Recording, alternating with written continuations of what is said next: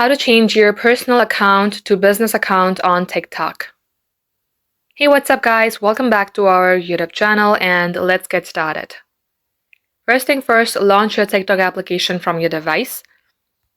Then get logged into your TikTok account.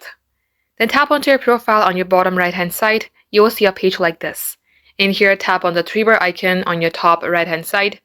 Then choose the option of settings and privacy. Under account, you will see account option at the very first menu. Open it. Then here you will see switch to business account. Choose that option.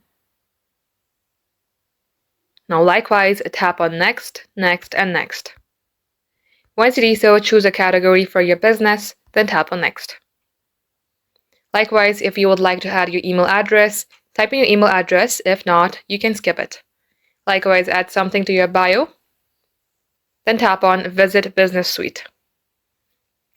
Just as you do so, here you can see the analytics and all the creative hubs. Now come back to your home page. And likewise, this is how you can switch or change your personal account to a business account. That is all for today, guys. Thank you for watching. We will catch you up in our next upload.